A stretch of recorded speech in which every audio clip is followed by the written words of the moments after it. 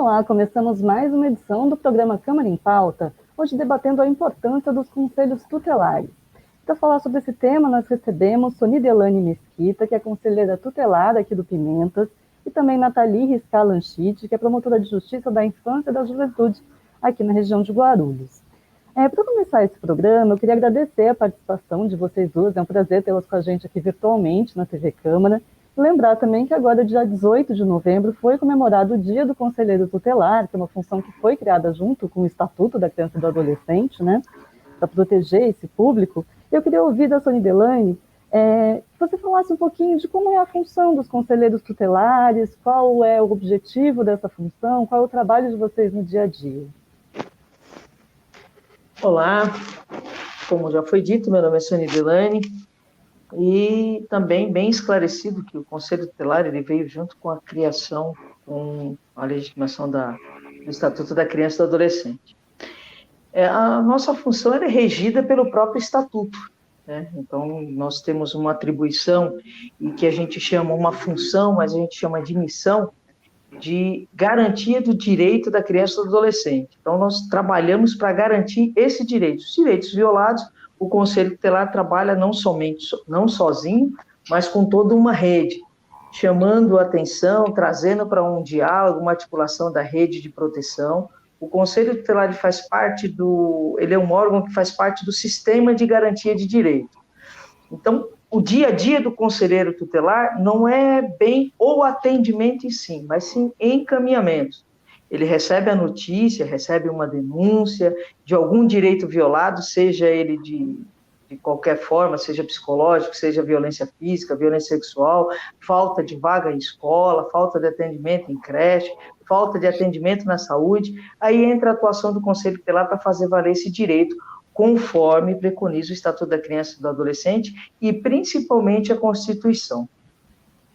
Eu queria ouvir, então, da doutora Nathalie, como é que é a relação da Promotoria de Infância e Juventude com os conselhos, tá? Essa parceria faz parte dessa rede, então, né, de proteção desse público? Olá, Renata. Olá, Sony. Obrigada pela oportunidade. Como a Sony bem colocou, o Conselho Tutelar ele é mais do que uma atribuição, uma missão, né, Sony? E o Ministério Público está sempre muito próximo do Conselho Tutelar no desenvolvimento dessa missão, né? Então, cabe aí ao Conselho Tutelar o exercício das suas funções, mas no dia a dia da Promotoria de Justiça e no dia a dia do Conselho Tutelar, a gente tem uma interlocução muito grande entre Ministério Público e Conselho, né? A própria legislação diz, em diversas passagens, as situações em que o Conselho Tutelar deve comunicar ao Ministério Público uma série de situações e até mesmo representar o Ministério Público para a adoção de algumas medidas que não podem ser tomadas diretamente pelo Conselho Tutelar, né? Então, a gente tem essa interlocução muito próxima no dia a dia, seja nos processos judiciais, seja nos administrativos, seja como o próprio integrante do sistema de garantia de direitos, né? A rede que a gente tanto fala, o nosso sistema, ele é composto por atores de várias ordens, né, e de várias áreas. E o Ministério Público se insere, né, na proteção na área do sistema de justiça. E a interlocução é nessa medida, né? Agora eu queria ouvir especificamente da Sony. Aqui em Guarulhos há essa demanda já há algum tempo, uma demanda antiga, pela ampliação do número de conselhos tutelares, né? São 6 hoje na cidade, e pelo tamanho da cidade, muitos conselheiros falam que há uma sobrecarga nesse sistema, que o ideal seria pelo menos mais 2. Eu queria que você falasse um pouquinho sobre essa necessidade de ampliar o número de conselhos na cidade. Sim, há uma sobrecarga nos conselheiros tutelares, e isso é a recomendação do próprio Conselho Nacional dos Direitos da Criança e do Adolescente, o CONANDA. O CONANDA, na sua resolução 170, ele recomenda que a cada 100 mil habitantes nós tenhamos aqui um conselho tutelar. Guarulhos, hoje, nós estamos aí com 1.400.000 habitantes. Temos 6 conselhos tutelares, sendo que o 6º conselho foi criado em 2011. E o que acontece? Inclusive, por coincidência, nós estamos numa discussão com a Comissão da Criança e do Adolescente da Câmara Municipal de Guarulhos, com o Conselho Municipal da Criança e do Adolescente e com a Secretaria de Assistência Social do município, discutindo, e estamos indo agora para uma próxima pauta com o prefeito. A necessidade de, pelo menos agora, nós temos mais 2 conselhos, principalmente na região do Pimentas e na região do Tabuão e Centro. São regiões que estão, usando aqui uma palavra simples, um termo comum, um estrangulamento de encaminhamentos. A demanda é imensa, infelizmente, né, a demanda é imensa. Existem diversas violações de direito nessas regiões, e em cada região nós temos 5 conselheiros tutelares. E esses 5 conselheiros tutelares estão dioturnamente no conselho, aliás, estão de segunda a sexta no conselho, na sede de cada conselho. Mas tem o revezamento de atendimento de plantão, ou seja, há o atendimento diuturno, que, na verdade, esse atendimento diuturno, principalmente feriado e final de semana, ele aliviaria bastante com o funcionamento preciso de uma rede, como um todo. Mas nós temos que estar presente aonde sequer existe a suspeita. Agora você imagina, 1.400.000 habitantes. Nós estamos em 6 conselhos tutelares. Se você pegar os índices, tanto de hospitais, delegacias, se você pegar as estatísticas dessas entidades que nos fornecem, você vê a demanda que existe.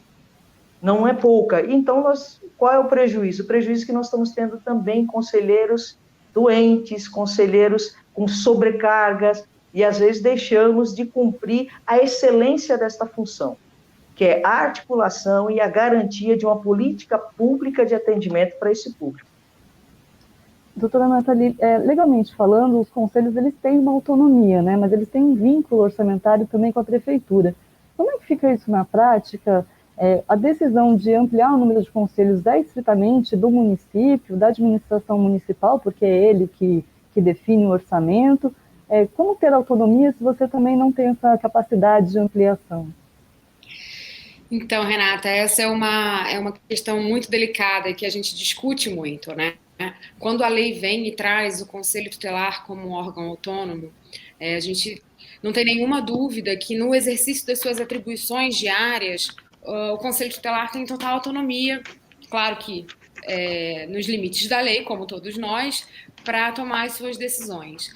Mas toda a questão de organização estrutural, enfim, de criação e de custeio, como se trata de um órgão, né? Ele não tem uma personalidade jurídica, ele não tem um orçamento destinado diretamente para ele fica vinculado, então, como os outros conselhos, à administração pública.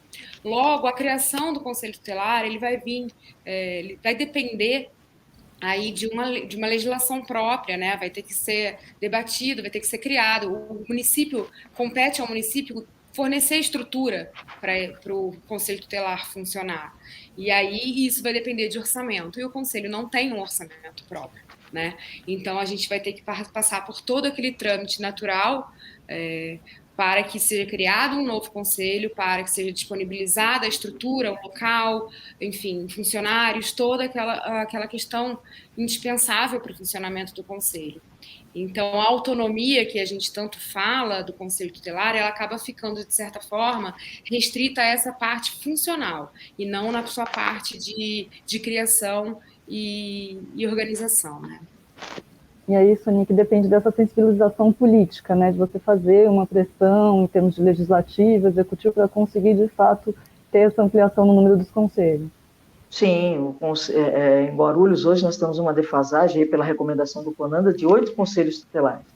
Pelo número de habitantes, 1.400.000, se recomenda-se um conselho a cada 100.000, nós teríamos que ter aqui 14, então se a gente tiver mais 2 aqui, já ajuda bastante. E como que é feita essa construção? Da forma que nós estamos fazendo, dialogando com o executivo, dialogando com o legislativo, dialogando com a rede, o Conselho Municipal dos Direitos da Criança e do Adolescente, que é o regulador da política pública da infância no município. Eu só queria acrescentar na fala da doutora Nathalie, a questão da autonomia do Conselho Tutelar, ele está exatamente no que ela pontuou. A autonomia do Conselho Tutelar, ela se dá no seu colegiado, na decisão do que vai ser feito, de qual medida o conselho vai tomar diante daquela violação. Em qual medida? Então, tem o seu colegiado, e o seu colegiado se reúne e ele tem autonomia. O que seria isso? Não tem influência do próprio judiciário, não tem influência do executivo, do legislativo. É claro que informa os responsáveis legais, a própria criança ou adolescente, e quando fala em influenciar, ele fala, foi determinado que vocês têm que fazer isso. Não, a função do conselho e a sua atribuição já está devidamente elencada no Estatuto da Criança e do Adolescente. Então, a sua autonomia é quando ele vai aplicar uma medida de proteção, por exemplo. Então, ele tem autonomia baseado nos preceitos legais de qual decisão tomar naquele momento diante daquela violação. Existe um projeto de lei que está em tramitação na Câmara dos Deputados que ele transfere esse vínculo dos conselhos com o município para a esfera federal, né? Iria para o Ministério da Justiça e Segurança Pública. Queria saber a opinião de vocês com relação a isso, primeiro da doutora Nathalie. Seria uma solução para tentar aumentar esse orçamento? Porque dentro desse projeto também tem aí uma questão orçamentária que teria uma verba federal, né? Vocês acham que seria uma boa ideia ou não? Criaria outros problemas? Qual a visão de vocês sobre esse projeto? Olha, esse projeto, ele trata de uma questão muito delicada, né? Eu entendo que, embora o intuito dele seja o melhor possível, que seja efetivamente... se pensa na questão orçamentária, se pensa no empoderamento do Conselho Tutelar, enfim, que é indispensável, não tenho nenhuma dúvida. Eu entendo apenas que a medida não é aparentemente a mais adequada, tá? A gente, quando analisa o Estatuto da Criança e do Adolescente, a gente vê que o sistema de garantia de direitos existe toda uma tendência a municipalizar o atendimento, né? Todas as questões são, a gente vem trazendo mais para o município, exatamente para que se tenha um controle mais próprio, que tenha um funcionamento próprio, que isso atenda às peculiaridades de cada local. Então, a municipalização ela é muito relevante. Então, eu entendo que tratar o conselho, vincular o conselho ao governo federal, não me parece a medida adequada. É óbvio que a gente precisa fortalecer o conselho, não tenho dúvidas disso, tá, Renata? Mas eu não entendo que seja desta forma, tá? Eu entendo que o Conselho Tutelar, da mesma forma que o Conselho Municipal da Criança e do Adolescente, por exemplo, eles precisam ser vistos dentro do sistema jurídico como a gente olha para o SUS e para o SUAS. Embora ele esteja regulado a nível federal, as suas decisões são dentro do município, né? E há uma coparticipação, um cofinanciamento por parte do governo federal. Então, eu entendo que esse seria o caminho mais adequado. A gente poderia pensar, por exemplo, que a gente tivesse, em âmbito federal, uma lei orgânica dos conselhos tutelares. E, a partir daí, o Estado, o governo federal definindo como vai ser o financiamento, os requisitos, o fortalecimento, mas sem necessariamente vincular o conselho ao governo federal. Eu entendo que o Conselho Tutelar, como conselho que com as suas características, com a sua peculiaridade, exatamente pela proximidade da população, todo o contexto que o envolve, ele deve ficar adstrito ao município, sem prejuízo, claro, como eu disse, de haver o cofinanciamento da estruturação adequada do Conselho Tutelar, né? Então, assim, entendo que a ideia da legislação é muito interessante, mas a forma para se atingir o fim não me parece a mais adequada. Tá certo, a gente está estudando nosso tempo, mas no próximo bloco a gente vai voltar a esse assunto para ouvir a opinião da Sony também. A gente vai fazer um pequeno intervalinho agora. Não sai daí.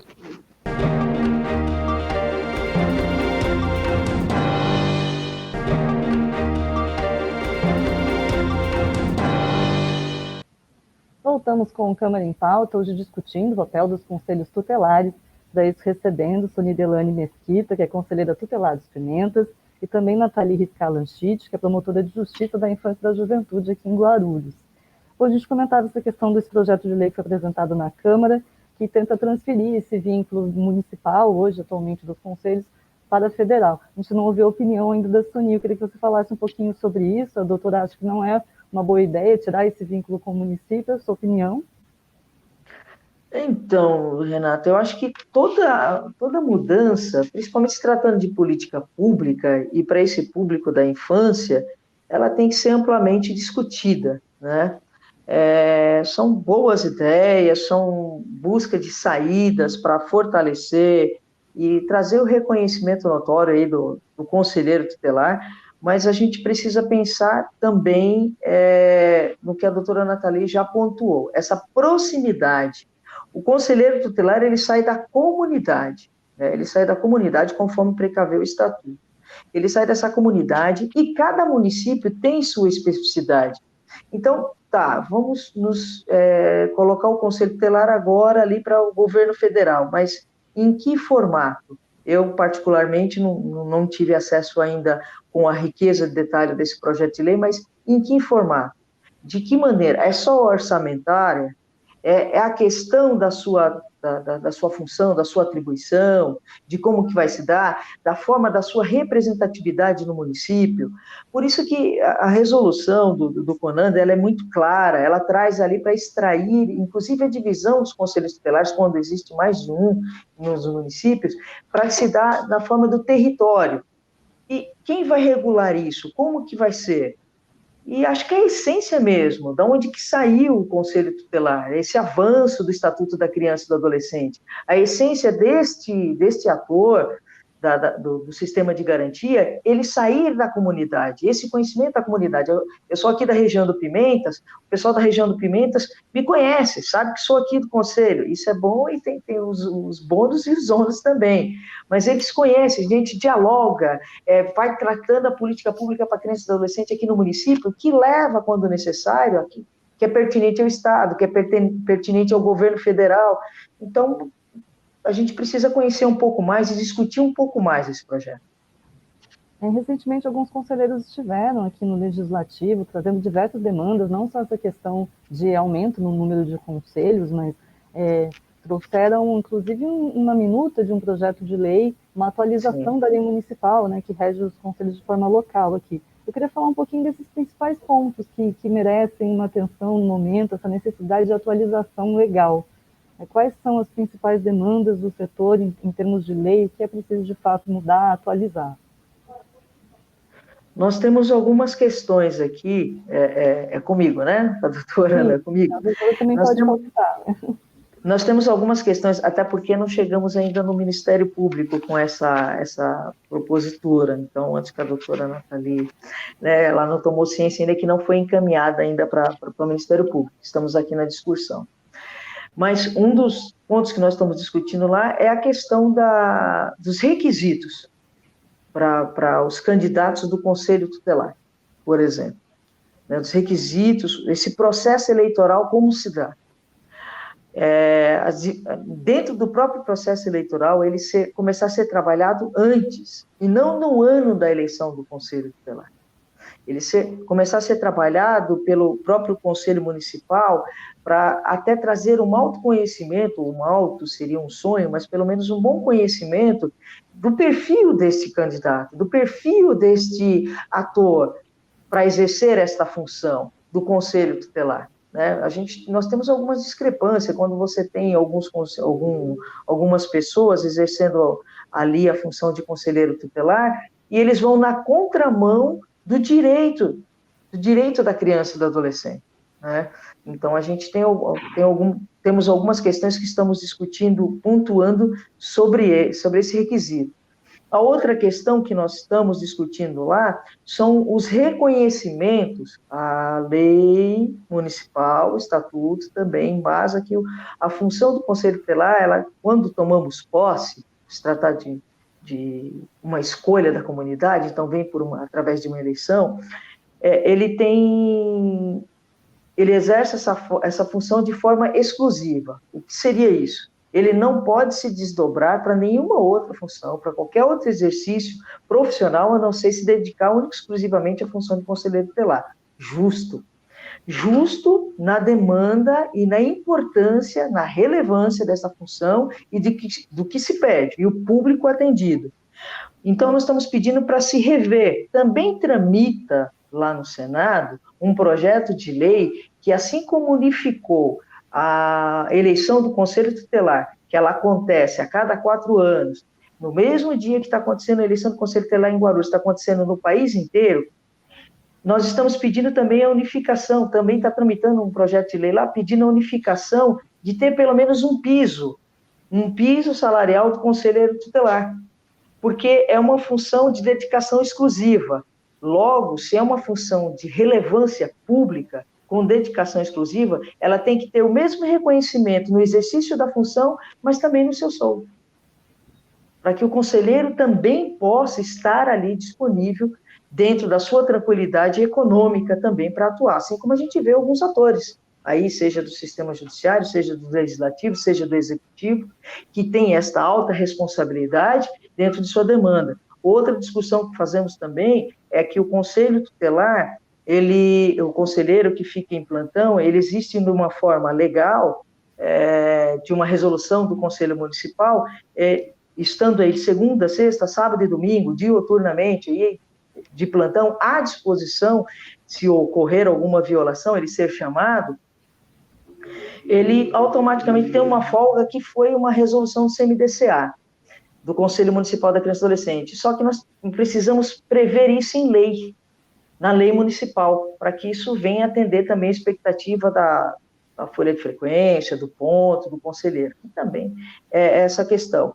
Outro, sim, que esta rede seja ampliada e seja observado, de fato, como a própria lei atual vê, a questão da política pública regional, como está acontecendo, que está ali, e que o conselheiro tenha, de fato, esta formação continuada. Para quê? Para ele se apropriar. O conselheiro tutelar, hoje, no exercício da sua função, nós pedimos que esta lei saia do papel, pelo menos esse tópico saia do papel e não fique baseado apenas em informação de apenas o estatuto, porque nós não trabalhamos somente com o estatuto. São diversas outras leis que a gente trabalha, como bem pontuou a doutora Nathalie, o SUAS, o SUS, a gente trabalha com esses sistemas, afinal de contas, é sistema de garantia de direito, né? Então, precisa dessa formação continuada de uma forma mais ordeira, de uma forma mais séria. São alguns pontos. Tem alguns outros também, quando fala da assistência ao conselheiro na questão psicológica, para uma avaliação, para um atendimento, a divisão dos territórios, dos conselheiros que estão hoje, essa divisão de bairros, como que se dá, o aparelho, a estrutura do conselho tutelar, o aparelho de plantão que a gente precisa atender da forma adequada. Tem alguns pontos interessantes lá, Renata. Doutora Natália, queria que a senhora falasse um pouquinho, a gente comentava, inclusive, dessa sobrecarga, da necessidade de ampliação da estrutura. Como que isso afeta também o trabalho do próprio Ministério Público? Essa sobrecarga chega a vocês? Como é que vocês acompanham isso? Na verdade, o que a gente percebe é que, claramente, como a Sônia já trouxe, e tem a resolução do CONANDA, nós temos uma defasagem significativa, né, de conselhos tutelares em Guarulhos. E isso traz não só... a gente percebe isso no dia a dia, quando a gente vê a quantidade do que vem de cada área do conselho, de representações, de casos que chegam, como isso traz uma preocupação muito grande sobre o tamanho da demanda reprimida, porque se não temos conselhos suficientes, conselheiros em número suficientes, porque os nossos conselheiros, por mais que se empenhem, não têm perna, porque, como a Sônia já falou, nós temos quase 1.400.000 habitantes, né? E apenas 6 conselhos. Tem alguma coisa, ou muita coisa, que não está chegando até o Conselho Tutelar, né? Então, essa é uma preocupação do Ministério Público. Porque a redução, o número mais baixo, não necessariamente faz com que a gente tenha conhecimento da demanda. A preocupação grande é muito essa, né? Que haja uma demanda muito grande reprimida que não chega até o sistema de justiça por conta exatamente dessa defasagem. E eu sempre falo muito com os conselheiros que o Conselho Tutelar ele é muito os olhos do Ministério Público, né? A grande parte das demandas que chegam até o Ministério Público, elas chegam por meio do Conselho Tutelar. É claro que elas vão chegar... por pessoas que fazem denúncias no Disque 100, pessoas que se dirigem mesmo até o Ministério Público, ou hospitais, escolas, famílias, mas o grande portal de entrada para o Ministério Público é o Conselho Tutelar. E aí a gente faz uma retomada breve, uma retomada histórica, né? O Conselho Tutelar ele vem junto com o ECA, que vem num momento posterior à nossa Constituição Cidadã, né? Trazendo aí a criança como sujeito de direitos e não mais como um objeto. E o Conselho Tutelar ele vem no exercício da democracia participativa mesmo, né? Eu gosto muito do artigo que trata do Conselho Tutelar, ele fala aqui, eu vou até pegar um pedacinho, o 131 do ECA, ele fala que o Conselho Tutelar é órgão permanente, autônomo, jurisdicional, encarregado pela sociedade, né? Então, assim, o Conselho ele tem esse mistério muito relevante, que é de ser escolhido pela sociedade e ele ser aquela pessoa que traz, aquele órgão que traz para o Ministério Público os olhos do dia a dia, né? O que acontece nos lugares, que permite que o Ministério Público possa atuar de uma forma mais adequada. Então, isso é uma questão que preocupa muito o Ministério Público nessa medida, né? De ter a demanda reprimida, por um lado, e por ter essa questão de faltar a chegada não só até o Conselho, mas, em consequência, até o Ministério Público para a tomada de decisões, né? E há essa necessidade periódica de atualização legal também das necessidades, né? Por isso, essa nova lei que está sendo discutida é algo que deve ser feito. Claro, essa questão dessa alteração legislativa, como a Sônia disse, não chegou ainda ao Ministério Público de Guarulhos, né? Mas eu entendo que ela é muito necessária. Ela não chegou por meios oficiais, mas já, como promotora de Guarulhos há 6 anos nós já discutimos isso em algumas oportunidades, né? A necessidade de uma legislação mais adequada para tratar do tema.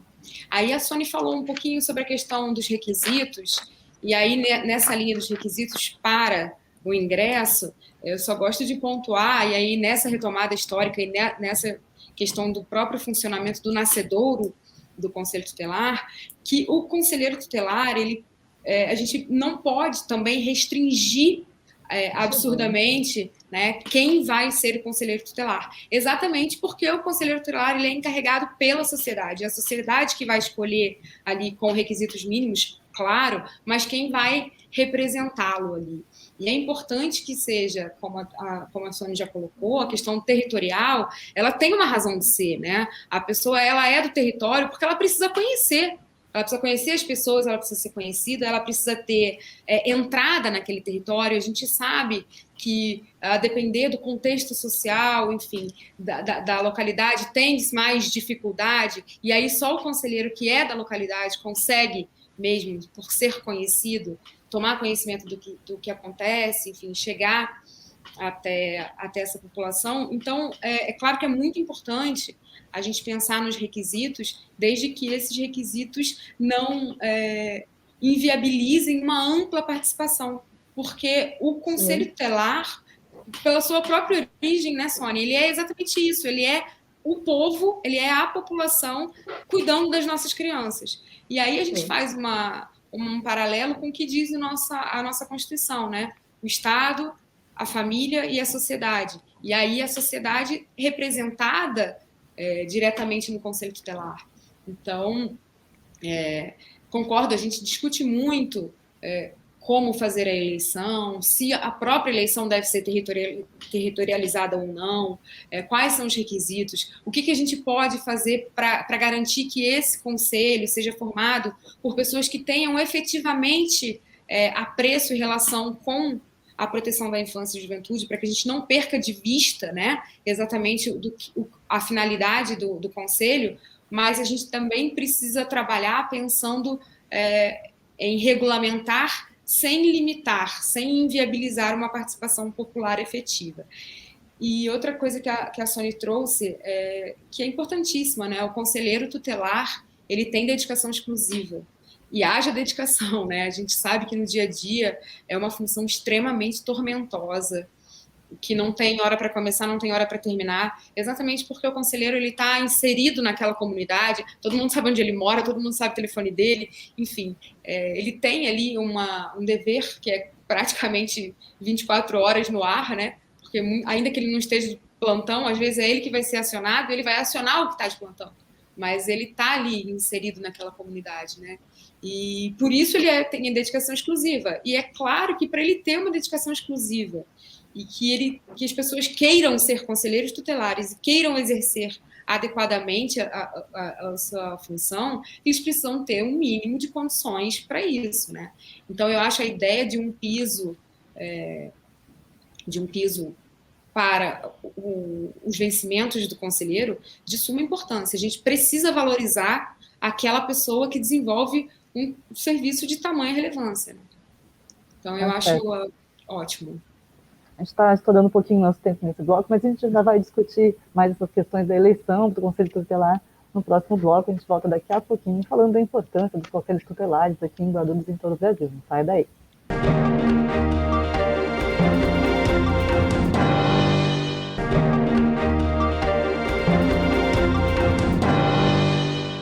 Voltamos com o Câmara em Pauta, hoje discutindo os conselhos tutelares. Está recebendo a conselheira tutelar do Pimentas, Soni Delaney Mesquita, e também Nathalie Anchite, que é promotora de Justiça da Infância e da Juventude aqui, no município de Guarulhos. Soni, a doutora falava bastante sobre essa questão dos requisitos para se tornar um conselheiro tutelar, esse processo de eleição. Eu queria que você explicasse um pouquinho como é que é esse processo, as mudanças também que estão sendo propostas. Eu vi que parece que há uma mudança, inclusive na recondução que vocês estão propondo, que possa ter mais de uma recondução nesse novo projeto de lei. E a eleição do Conselho Tutelar parece que já causou bastante polêmica, não só aqui em Guarulhos, como em todo o Brasil, sempre tem bastante polêmica. Teve um projeto que foi aprovado aqui no Legislativo, depois foi vetado. Tem bastante questionamento, inclusive, sobre a participação, uma certa predominância de instituições religiosas nos conselhos tutelares. Queria que você explicasse um pouquinho como é que é o processo eleitoral, o que está sendo proposto de mudança também, como é que está essa discussão. Vamos lá. Veja bem, a recondução não é municipal, a recondução já foi dada, nessa alteração da eleição do Conselho Tutelar, ela já foi dada de âmbito federal, né? Então, a recondução do Conselho Tutelar pode ser reconduzido aí quantas vezes entender e a comunidade assim o empoderar, né? Para esta função. Então, isso não está sendo discutido porque já está definido em âmbito federal. Territorialmente, a lei que você pontuou aí, que foi para a Câmara e houve um pedido de veto, houve um movimento para solicitar o veto, que estava pedindo, esse projeto de lei municipal, ele pedia apenas uma modificação e atualização da lei municipal dos conselhos tutelares em apenas um item. E qual era esse item? A votação. Pedia a votação territorial. Pois bem, então nós fomos para um diálogo juntamente com os outros conselhos, os conselhos municipais, fomos para um diálogo com o executivo e o Conselho Municipal da Criança e Adolescente também veio nesta linha conosco nessa discussão, por isso que nós solicitamos o veto.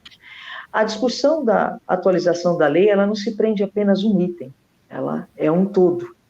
E o processo eleitoral do Conselho Tutelar, ele não teve problemas exclusivos na votação territorial. Vamos lá, se tratando de Guarulhos, vou tratar aqui especificamente do nosso município, Guarulhos. O Conselho Tutelar é acionado no seu plantão por alguma violação de direito que se faz necessário a presença de um conselheiro. Nós temos um manual de procedimento que diz que se eu não conseguir falar com o conselheiro da região do Pimentas, que está lá, esta violação não vai deixar de ser assistida. Vai ser acionado qualquer outro conselheiro tutelar de outra região que esteja de plantão, independente de qual região que seja. Vai haver um conselheiro lá, independente da região. Se você territorializa, você abre margem para outras discussões. A política pública da criança e do adolescente no município, ela não pode ser territorializada. Ela é no município. O conselheiro tutelar, como a doutora Nathalie mencionou bem, ele não é conselheiro somente quando ele está na sede do conselho ou quando ele está no seu regime de plantão. Por que ele sai da sociedade, essa importância? Por que essa importância que a gente discute? Saiu do Estatuto da Criança e do Adolescente. Foi promulgado o Estatuto da Criança e do Adolescente e nasce o Conselho Tutelar junto com ele. Vem da população, vem de um Estado de Direito. Então, o conselheiro, ele não pode ser único. Então, eu sou conselheira da região do Pimentas, eu vou tratar as questões de política pública de atendimento à criança e adolescente só no meu território? Não, isso é para facilitar E isto é de uma forma administrativa e organizacional. Mas é uma longa discussão, porque existem municípios que já estão fazendo isso. É uma longa, e eu acho que tem que ser uma discussão maior por essas observações. Mas por que começarmos por aí na alteração de lei? Foi essa a nossa discussão nesse projeto de lei. Por que começar por aí? Temos tantas outras coisas para começar, como, por exemplo, a gente pode territorializar, sim, num futuro próximo, assim que o município atender o que a própria legislação, o CONANDA pede, o que o próprio município demanda. Quantos conselhos tutelares nós temos na cidade? Qual o tamanho da população? Então, como que você vai territorializar isso? Então, é esta votação. Então, não podemos partir daí. É uma coisa que pode ser discutida no futuro. Precisamos partir por outros caminhos. Quando a gente fala de requisitos para candidato a conselho tutelar, por mais que ele saia da população, da comunidade, esta riqueza maravilhosa, mas ele precisa ter este compromisso com o Estatuto da Criança e do Adolescente, porque o Conselho Tutelar nasce com o Estatuto da Criança e do Adolescente. Ele vem através do Estatuto da Criança e do Adolescente, e ele vem para zelar esse direito da criança e do adolescente. O que é esse direito? É o que está preconizado no ECA, e não é nem nada mais, nada menos do que o direito que eu tenho, o direito que a doutora Nathalie tem, o direito que você, Renata, tem, o direito que um adulto tem, o direito à saúde, à dignidade, são esses direitos. Só que até então, a criança e o adolescente não era vista como sujeito de direito. E com o Estatuto da Criança, ela começa a ser vista como sujeito desses mesmos direitos. E aí nós precisamos de alguém para trabalhar isso. E quem vem o conselheiro. Então, por isso que eu chamo de missão. Não basta apenas eu executar uma tarefa legal, uma tarefa de horário. Eu tenho que exercer esta função de conselheiro tutelar. Eu tenho que exercer e fazer o ECA ser implementado na sua plenitude, e não em partes. Então, esses requisitos mínimo, o candidato a conselheiro ele tem que ter minimamente o conhecimento, a afinidade do Estatuto da Criança e do Adolescente. Com relações às entidades religiosas, veja bem, o Conselho Tutelar, ele não tem religião, tá? Ele não tem religião. O Conselho Tutelar é para fazer valer o direito da criança e do adolescente. Não importa a religião, não importa a raça, não importa a língua, que temos estrangeiros aqui também, ele é universal. Então, quando eu vou atuar enquanto conselheira tutelar, eu vou atuar enquanto o Estatuto da Criança e do Adolescente. Vou atuar enquanto Estatuto da Criança e Adolescente, enquanto a Constituição, o SUAS, o SUS, é este o caminho. Agora, é claro que existem organizações que vão, cabe o quê? A sociedade também se poderá tomar propriedade disso. E aí onde a gente vem na discussão com o Conselho Municipal da Criança e do Adolescente, de evidenciar mais, de desmistificar alguns mitos do próprio Conselho Tutelar. Acho que, numa forma geral, é isso. Doutora Nathalie, falando um pouquinho agora desse período do impacto da pandemia, dentro das questões do direito das crianças e adolescentes, da violência contra crianças e adolescentes, eu queria que vocês falassem um pouquinho como que isso foi impactado, porque algumas pesquisas apontam que houve um maior número de denúncias ou de casos de violência contra crianças e adolescentes, seja por crise econômica, por isolamento social. Vocês sentiram isso na prática aqui em Guarulhos, no dia a dia, seja na promotoria ou também nos conselhos tutelares?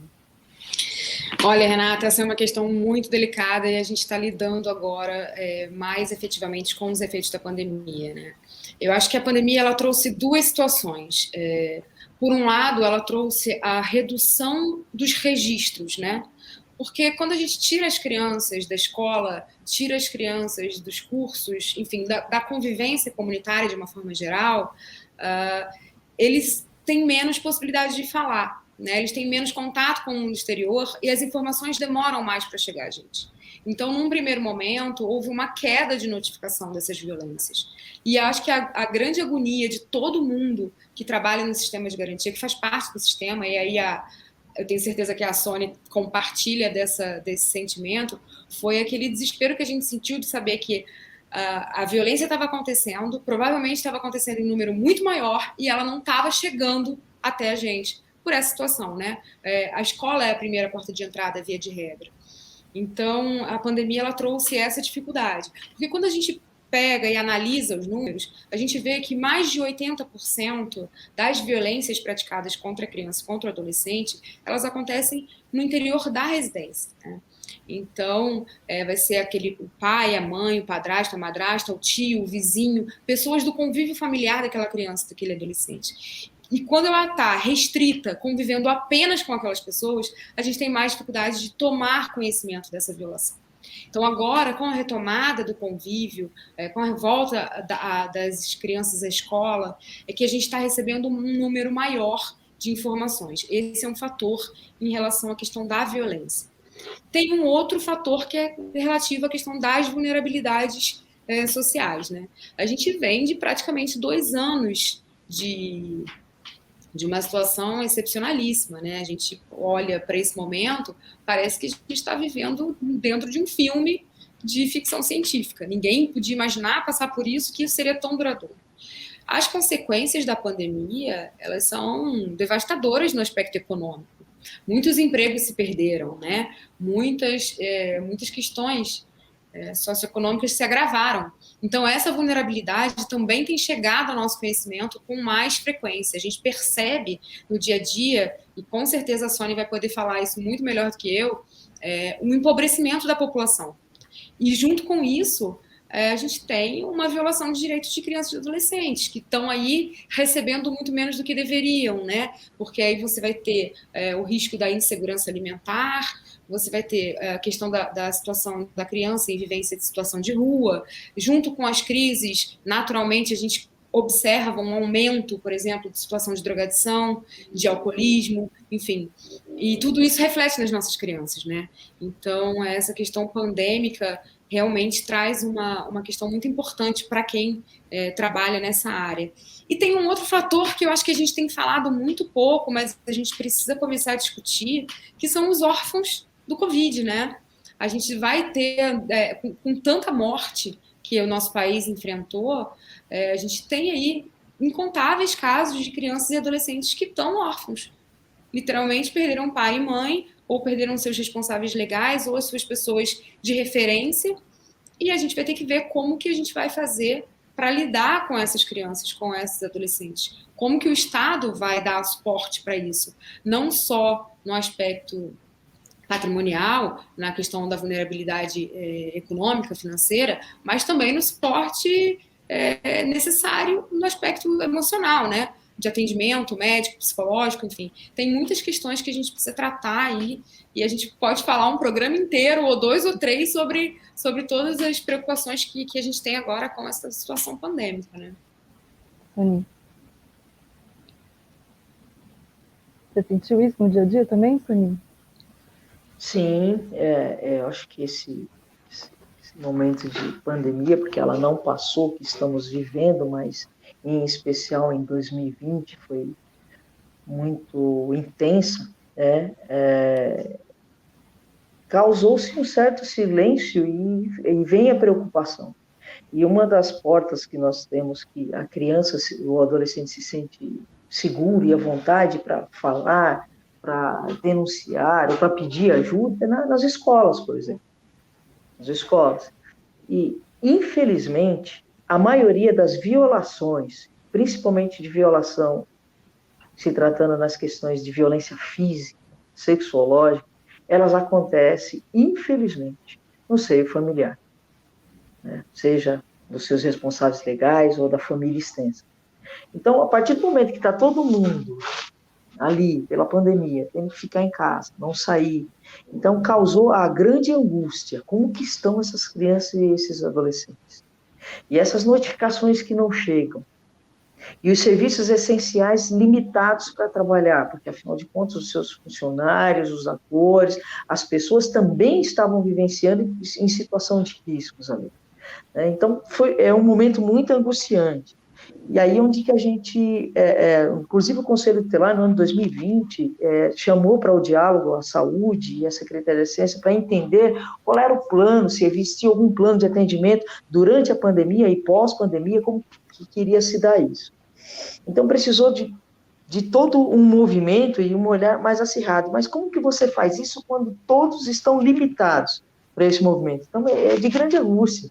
E aí você começa a ver que vai se abrindo, vai tentando se voltar a algumas ações, como a escola, por exemplo, agora com o retorno às aulas, ainda que limitados em alguns aspectos, você percebe a demanda chegando de forma bem intensa também das denúncias. Quando você olha isso e fala assim, tudo isso estava esse tempo todo aí em silêncio. Então, chega tardio a ação do Conselho Tutelar, da saúde, do judiciário, nesses aspectos, né? Nessas situações. Então, não sofremos, estamos sofrendo ainda com essa situação, né? Então, é muito amplo, é muito amplo. E, infelizmente, na grande maioria, aquele que deveria estar ali zelando, defendendo, são os seus responsáveis legais, são os violadores. E aí é onde que a gente tem que entrar, e é onde que nós temos que atuar, nós temos que acionar uma rede. Temos uma rede também na cidade de Guarulhos que está aí também se esforçando sobrenaturalmente para poder atender a demanda. O profissional do CRAS, do CREAS, se desdobra para atender, porque temos problemas estruturais no que se diz respeito a RH, mas nem por isso deixam de estar correndo, atendendo. Mas as delegacias, por exemplo, no ano passado, estavam exigindo os boletins de ocorrência por online, que eram feitos online. E existem algumas situações que eles tinham que estar lá presente. Tudo isso dificultou para chegar essas notificações até nós, e agora estão chegando. Só pegando um gancho aí no que a Sônia disse, quando a gente olha para toda essa situação pandêmica e as nossas crianças isoladas, muitas vezes com seus próprios abusadores, seus próprios violadores, e todo mundo restrito dentro de casa, e eu queria render aí as minhas homenagens mais uma vez ao Conselho, que não parou um dia sequer, né? E que quando estava tudo fechado e as nossas crianças não tinham como se comunicar ou levar alguma informação, era através do Conselho Tutelar que isso chegava, né? É claro que ainda que menos do que o que deveria ser, é claro que não na abrangência que a gente gostaria, mas o plantão do Conselho Tutelar não parou de funcionar, o Conselho Tutelar esteve ativo durante todo aquele momento, então isso só reforça a importância do órgão e a razão pela qual a gente precisa cada vez mais trabalhar para empoderar o Conselho Tutelar, né? Que é, muitas vezes, com dificuldade de estrutura, com uma briga que o Ministério Público já comprou há muito tempo com o município para fornecer a estrutura adequada, ainda assim, foi o Conselho Tutelar que ficou ali à disposição das nossas crianças nesse período mais tortuoso. Tá certo. Infelizmente, o nosso tempo já esgotou. Bem rapidinho mesmo, queria agradecer muito a participação de vocês para discutir a importância dos conselhos tutelares aqui na cidade, em todo o Brasil. Foi um prazer recebê-los aqui na TV Câmara. Eu, em nome do Conselho Tutelar, porque todos os meus pares têm ciência que nós estamos aqui, quero agradecer a iniciativa e que terão outras, porque esses espaços são importantíssimos para se tornar notório a atribuição do Conselho Tutelar, a função do Conselho Tutelar e a importância deste órgão, a importância desse serviço. Né? Então, é um conjunto, e os conselheiros de todas as gestões, em especial nessa em que eu estou, eles estão comprometidos, com algumas limitações, com algumas dificuldades, mas estão comprometidos. E, como bem disse a doutora Nathalie, com pandemia ou sem pandemia, nós fomos serviços essenciais, não somente no plantão, nas próprias sedes, indo nas casas, fazendo as visitas, indo verificar nas situações em loco. Isso, todos os conselheiros fizeram isso. Obrigada também, doutora Nathalie. Obrigada. Bom, esse foi o nosso Câmara em Pauta de hoje, então, que discutiu os conselhos tutelares. Muito obrigada pela sua audiência. A gente se vê no próximo programa. Até mais.